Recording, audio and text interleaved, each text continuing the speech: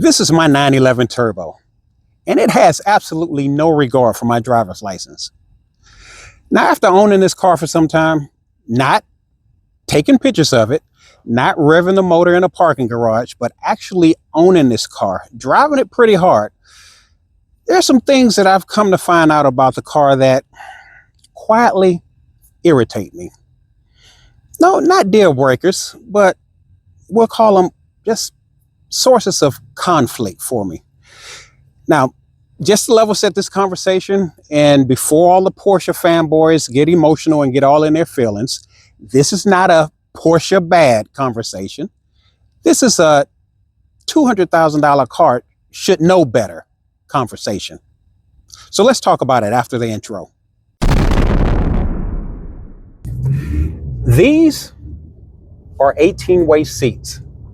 They were a must-have for me. In fact, I told myself after sitting in 18-way seats 2 Porsches ago that I'd never buy another one that didn't have them. If you're driving aggressively, short drives, or if you're on track, you can adjust these 18-way seats in so many different combinations that the seats will literally adjust to the contour of your body. They will hold you steady. You're not going to be sliding in and out of position. You're going to be sitting tight and snug as you drive this car around track or through the red light or whatever you're doing. But here's the other side. If you take long drives like I'm known to do, 6, 8, 10-hour drives, then about 2 hours in, these seats go from just a comfort cradle to a torture chamber. In fact, 2 hours into a 6-hour drive, and my back is literally renegotiating the terms of our relationship. And I'm going to do something that's probably sacrilege, but I'm going to use my Subaru Ascent as a benchmark. And here's what I mean. I can drive that SUV 14 hours and get out, and it's just like I woke up. But this, 2-hour intervals, and you got to go through a whole stretch break. But again, these seats were a must-have for me, and I got what I got. So now let me be fair. In the overall scheme of things, the seat comfort, it's not totally bad. If you're just doing daily drives, you never notice it. It's only on those long drives. But that right there, do you hear that? That squeak, or maybe it's a rattle. Well, it's more like a rattle, not a squeak. Listen, whatever it is, squeak or rattle, the thing is, we shouldn't be talking about neither. When you pay this much for a car, the last thing coming out of your mouth shouldn't be negotiating whether it's a squeak or rattle that I hear, which absolutely astounds me that that's even a thing in a car of this caliber. Now, you can go to the dealership and tell them, hey, I got a squeak. I don't know whether it's coming from the quarter panel trim or the door or what have you. You know what they'll say? They'll say, yes, sir, we'll take care of it. It's almost as if they have experience with these random squeaks and rattles. And in my experience, I go in, I have a cup of coffee, they'll service the car, they'll come back and they'll get the squeak will be gone. 2 months later, what I find is that the squeak that they took out was replaced by a whole new rattle that's somewhere else. And I just don't get it. I don't understand that. Porsche is going to have to fly me to Stuttgart and sit me down with their chief engineer. And that guy's going to have to show me through a Venn diagram or a flow chart or something why it's acceptable for this caliber of car to have the random squeaks and rattles that it has. Somebody's got to make sense of that to me. And since we're talking about squeaks and rattles, let's go to the next thing. It's the ambient cabin noise. When you're driving in this car, the environmental noise that you hear from the road, it is just it's mind crippling at times. Sometimes you're driving and you hear every seam in the road. If you're on grooved concrete, you hear that. If you're on rough, graded asphalt, you hear that. And, again, I'm thinking I can drive up the side of Mount Everest in my Subaru pulling a trailer full of boulders and won't hear a thing. No vibrations, no shakes, no shimmies. But I get in my 911 and I'm driving 60 miles an hour over rough concrete, and it sounds like a orchestra of grenades going off.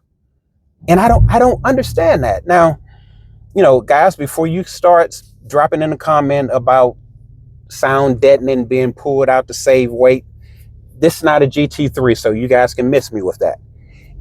It's simply unacceptable for this level of noise to have to be negotiated in a car this caliber on a daily basis. Hey, again, it may just be me, but I really don't think it is. So much so that, I'm driving and I'm trying to get over the squeaks and rattles and the road noise that I got to turn up the stereo just to kind of drown that out. And now I have a ensemble of road noise, squeaks, rattles, and loud stereo, which leads me to the next complaint that I have. The stereo system. Now, guys, let me be frank. The stereo system in this car, it's not junk. It's not a slouch. I actually optioned the Burmester upgrade, okay? Don't have a single complaint about the quality of sound in this car. My complaint is centered around the durability of the speakers. I have had to replace each speaker in each door, okay? So both woofers have had to have been replaced. And get this, I listen to many genres of music: jazz, R&B, hip hop, a little country, a lot of rock, okay? Classic rock, that is. So I don't blast my music. I probably max out a little bit past halfway. So for me to get random vibrations in the door and find out that it's a blown speaker, that's absolutely absurd. You go to the dealer and you complain about, I got this vibration in the door, I think it's a blown speaker. And they test it, put you in, you stay there, you burn half a day, and they tell you that they have the part on hand and they'll get you taken care of and sent on your way. But here's the thing. The only items that dealerships keeps on hand are typically consumables: oil filters, windshield wipers, parts that have a high frequency of needing to be replaced. Maybe it's a fuel pump or something like that, that they just have a track record of needing. So you're trying to tell me that you're going to have a Burmester woofer on hand each of the times that I go, which tells me that you have a history of needing this speaker. That's a problem. So, I mean, Porsche, you gotta do better with your vendor relationships or your quality control, because this blown speaker situation is trash, and we got to do better than that. It's frustrating. So, hey, I don't know what it is, what the solution is, but you got to come up with something to keep me out of the dealership over blown speakers. Now, again, y'all, I don't want you getting mad at me because I'm just kind of blowing a horn on some of these headache issues. And it's not because I don't appreciate the product. I enjoy the car. I think it's, probably one of the best engineered cars that I've had in totality. But that still doesn't diminish the fact that there are some issues with this car that Porsche could do a whole lot better with. And, somebody's got to call it out. So, I'll take the hit on that. And which leads me to the next point. And this point here, this is a my fault, what do you expect issue here. But this car is just stupid quick, crazy fast. What do you expect when you get a 911 turbo, right? Yeah, I get it. I get it. And you can blow me up in the comments. But here's where I'm going with this.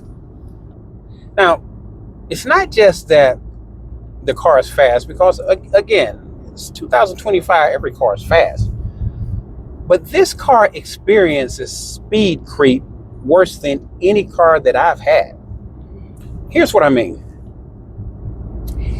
Short of driving with speed control active, you can have this car on a nice pleasure cruise, and in your mind you're holding 60.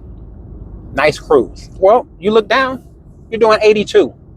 Okay, hit the brakes, slow down. What the hell? I'm doing 82 miles an hour. So you slow down because now you're coming up through a school zone, 35. All right, speed up, speed limit changes. Now you're at 50. So nice, pleasurable drive, 50 miles an hour. You're having a conversation with your passenger.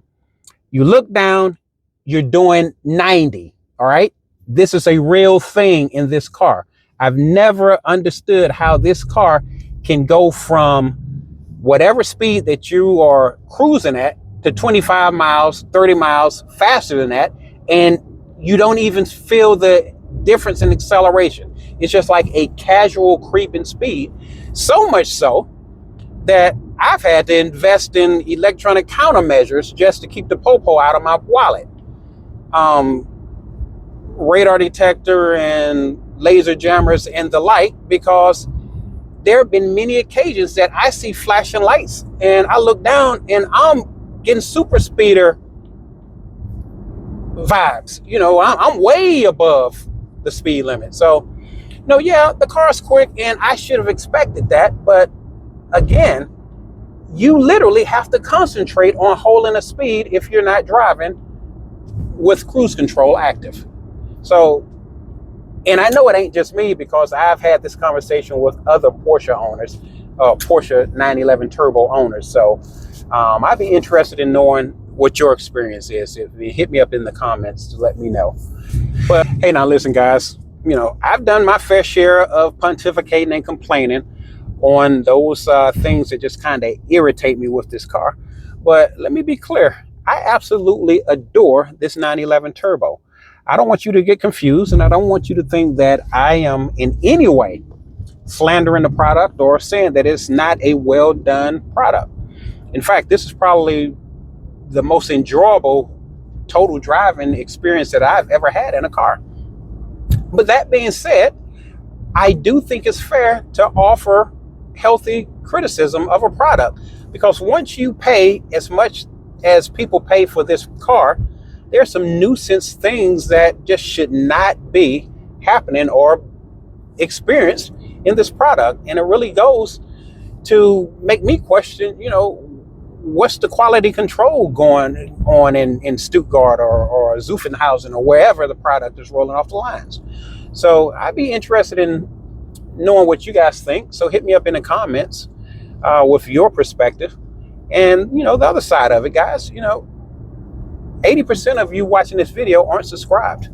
And I would appreciate it if, you know, if you get something out of this, please like, share, and by all means, hit the subscribe button.